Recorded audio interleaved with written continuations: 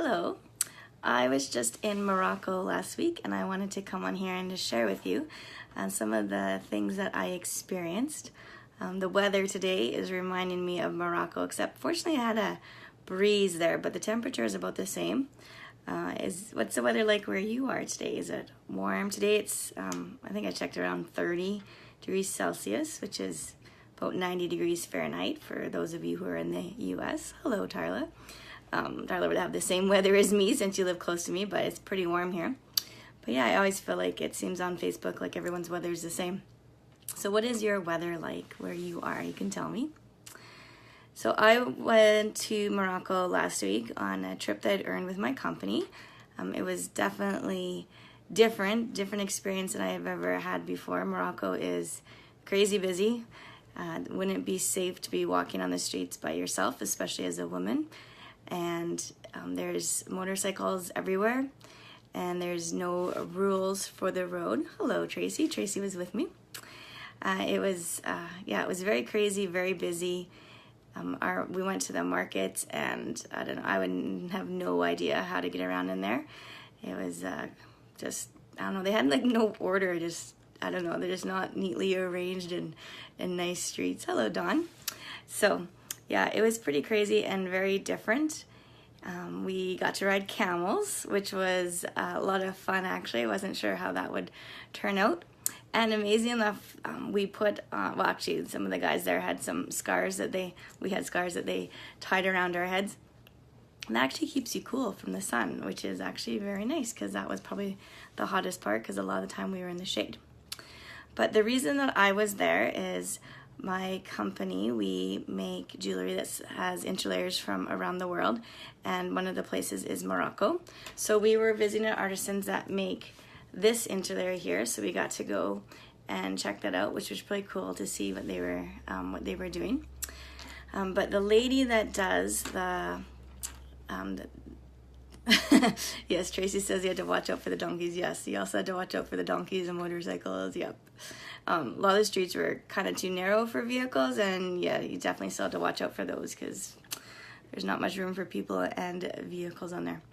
But anyways, the lady that runs the artisan workshop that makes this interlayer for us, her mother and her also have a center for children, and I think that was the most impactful time for all of us, seeing the work that they do there. So what happened is the woman's name is Doreen, and her mother, who is now 86, she came over from Holland, and she used to come and help with the artisans and teach them French and just help there, and she would bring some children with her. And then she decided that she needed another place for them, just for the children, and so she had an open garage where she had some kids in there, and then she had about 20 kids in there, and then she got a small house, and then she stayed in that house for about 10 years, and by the end of that she had 70 children in a 3-bedroom house. That is crazy. So they knew they needed a bigger house. So 4 years ago they built this center, so it's called the Centre Fiers a Fort, which is strong and proud. But what the children are here is these are disadvantaged children. Some are orphans, but many do have mothers, but their mothers are either prostitutes, they are in jail, or they live on the streets. So they will keep these children with them up until the ages of 2 or 3 because then they can beg for them. But after that, they are not of any use to them. So in the center, they have 100 children. They said that they could have thousands, but they have to select the children because they don't have room for 1,000. And they pick the worst cases. And most of them have been raped, even from the ages of 2 or 3 years old. When they arrive, the most important and the first lesson they need to learn is how to love, because they can't even hug them when they arrive because of the past. So their first lesson is to teach them what love is. And the cool thing is they have animals to help them with that, which I thought was a really cool idea because they might be a little weary of humans, but animals, every kid loves animals, right? So that is an awesome way to teach them that. So when children are living on the streets, they don't even exist. They don't even have names, they don't have papers. So when they arrive, it's like the first day of their life. So they give them a name, they give them identity. And they just prepare them for school. So she said 99% or 99 of the kids are ready go to school there. So when they first get there, that they will teach them the reading and the writing so that they're able to go to a regular school. And they teach them in different ways. They teach them through gardening, through theater. They do just unconventional ways. Durin said that what she encourages her workers to do is find the talent of each child and encourage that. So even if it's just throwing a stone, encourage them at how great they are at throwing a stone, and then you would start counting the stones and singing, and as you're throwing the stones, and you would just build up their self-confidence so they feel that they can learn. They also have kids that have medical issues. So they had a kid with brain cancer. They had one that was hit by a car. One of them had one leg when he arrived. All of them are fine now. We met the boy that had one leg, and she said that he had been running a marathon with her, and he can play soccer better than many. But what she really emphasized is that the center is a family. It's not work for them. She treats them just like her children she would at home. Some of them live there the whole time, but they don't have room for all of them. So some of them have to go back home, which doesn't sound like they're going home to very good situations, but there's not enough room for them. They will also help kids that want to learn more than what the Moroccan schools can provide. So they only go to school 4 hours a day. So she said half will go from 8 to 12 and the other half from 2 to 6. So they do not get a very good education. We met one boy there who wants to be a vet. So if they have ambitions like that, then they will teach them beyond what the schools in Morocco do. I think the story that really touched all of us is she told us that there's 2 girls there, ages 6 and 8, who had just arrived maybe a week ago. Hello, Jen. And their mother had been arrested, and they were in jail for 2 years with their mother. And she says Moroccan jails are no place for kids and not very great. And I cannot imagine that they are 6 and 8 right now, so that just really reminded me of my girls, and I just can't imagine them being in jail for no reason at all. So they are doing amazing things there. As she was sharing, all the stylists were tearing up and had tears in their eyes, and she said that we had to quit crying because this was a happy place. So the workers cannot be sad around the children. They need to be happy, because if they are happy, the children will be happy, and this is a happy place for children. So we got to meet a few of the kids. Many of them weren't there, probably at school, but the 2 girls that had been in, their sisters that had been in jail, were there, and they were just singing and laughing along with the rest of the kids. And she said after just the short time, they were already happy.